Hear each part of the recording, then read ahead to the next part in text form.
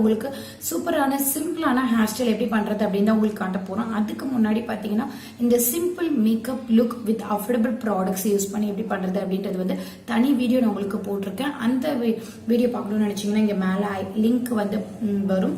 So நீங்க அதை click பண்ணி பார்த்துக்கலாம். அப்படி இல்லைன்னா இந்த வீடியோ பார்த்து முடிச்சதுக்கு அப்புறமா எண்டிங்ல உங்களுக்கு வீடியோ டிஸ்பிளே ஆகும், அதை கிளிக் பண்ணி பார்த்துக்கலாம். ஸோ இப்போ டைரக்டா வீடியோக்குள்ள போயிடலாம். நம்ம ஃபர்ஸ்ட் வந்து ஹேரை டீடாங்கிள் பண்ணிடலாம். இப்போ என்னுடைய ஹேரை ஃபுல்லாக வந்து நான் டீடாங்கிள் பண்ணிட்டேன். இப்போ நான் என்ன ஹேர் ஸ்டைல் பண்ண போறேன்னு பார்த்தீங்கன்னா ட்விஸ்ட் பண்ணி பண்ண போறேன். ஸோ அதுக்கு நான் வந்து கிராஸா எடுத்துக்கிறேன். கிராஸா போர்ஷன்ஸ் எடுத்துட்டு ரொம்ப பர்ஃபெக்டாக எடுக்கணும்ட்டு இல்லை, ஜஸ்ட் உங்களுக்கு எப்படி நீங்கள் எப்பவும் கிராஸாக எடுப்பீங்களோ அது மாதிரி எடுத்துக்கோங்க. எடுத்துட்டு அப்படி இப்படி எடுத்துக்கோங்க. இந்த மாதிரி ஒரு சின்ன போர்ஷன் வந்து ஃப்ரண்ட்ல விடுங்க அண்ட் பேலன்ஸ்லாம் பின்னாடி நம்ம போட்டுடலாம்.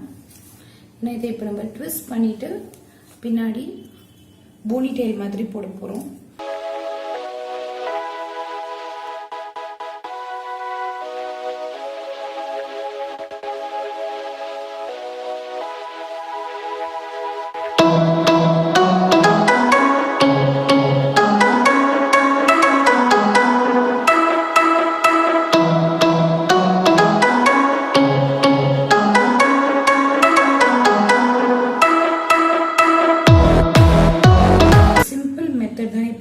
சொல்லி கொடுக்குறேன்.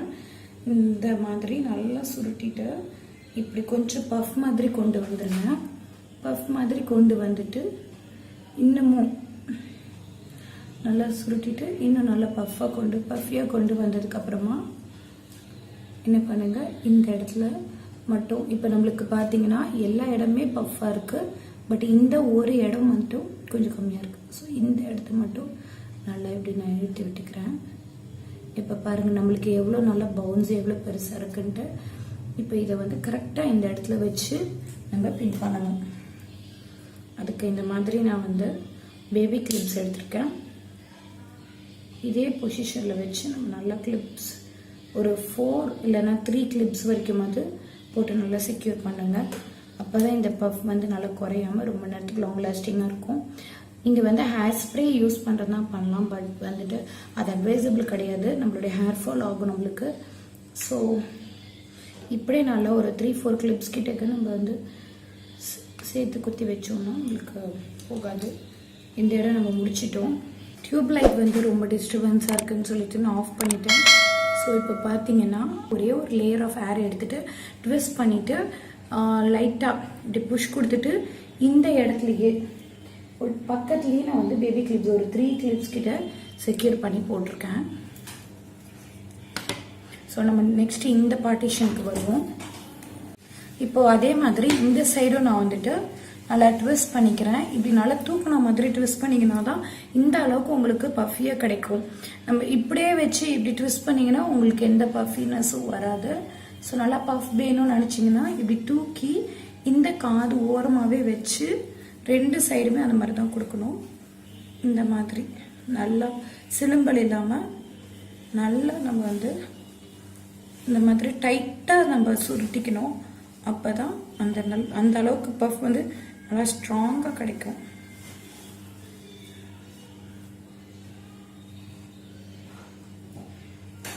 இப்படி புஷ் கொடுக்கணும் நம்ம.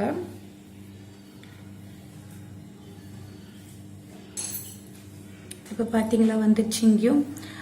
இது இந்த இடத்துலையும் நான் வந்து இந்த மாதிரி லைட்டாக இழுத்து விட்டுக்கிறேன். நம்ம நல்லா டைட்டாக இந்த இடத்துல சுருட்டி வச்சோன்னா தான் நம்ம இந்த மாதிரி இழுக்கும்போது எல்லா இடமும் லூஸ் ஆகாது. ஒரு 3 லேயர்ஸ் தெரிகிற மாதிரி லைட்டாக நான் லூஸ் பண்ணிக்கிறேன். இப்போ பண்ணியாச்சு, ஓரளவுக்கு தெரியுது.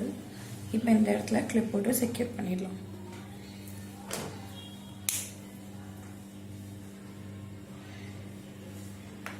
நம்மளுக்கு இந்த இடத்த விட இந்த இடம் கம்மியாக தான் நம்மளுக்கு வரும், அது வந்து ப்ராப்ளம் இல்லை. பட் ஓரளவுக்காச்சும் அந்த பஃபினஸ் இருக்கணும்.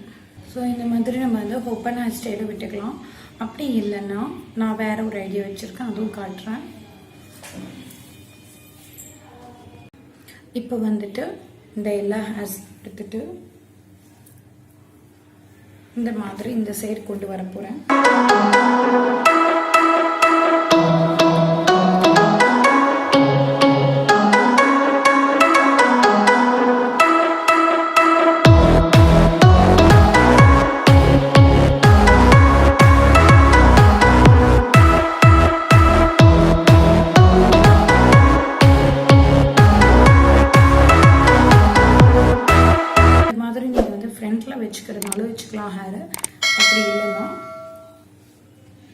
பேக்லேயும் நம்ம வந்து விட்டுக்கலாம், இல்லை இந்த சைட்லேயும் நம்ம வந்து இது பண்ணிக்கலாம்.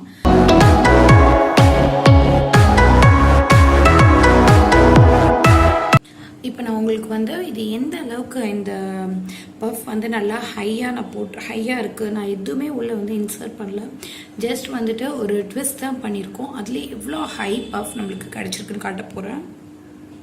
இங்கே பாருங்கள், நியர்லி வந்து ஒரு 1 இன்ச் கிட்டக்க இந்த பஃப் இருக்குது. இது வந்து இப்படியே கண்டிப்பாக ஸ்டே ஆகும். நம்ம வந்து டிஸ்டர்ப் பண்ணாமல் இருந்தோன்னா கண்டிப்பாக இது வந்து அப்படியே ஸ்டே ஆகும். அண்ட் ஸோ இதுதான் வந்து சிம்பிளான ஒரு ஹேர் ஸ்டைல் நான் உங்களுக்காக கொண்டு வந்தது. இது வந்து ஹேர் ஸ்டைல் பண்ண தெரியாதவங்க கூட ஓரளவுக்கு மேனேஜ் பண்ணி செஞ்சிடலாம். இந்த ஹேர் ஸ்டைல் டியூட்டோரியல் உங்களுக்கு பிடிச்சிருக்குன்னு நம்புகிறேன். பிடிச்சிருந்தா என் சேனலை லைக் பண்ணுங்கள். அண்ட் இதே மாதிரி இன்னும் நிறைய சிம்பிளான ஈஸியான ஹேர் ஸ்டைல்ஸ்லாம் பார்க்குறதுக்கு சேனலை சப்ஸ்கிரைப் பண்ணிக்கோங்க. Thanks for watching. Bye bye.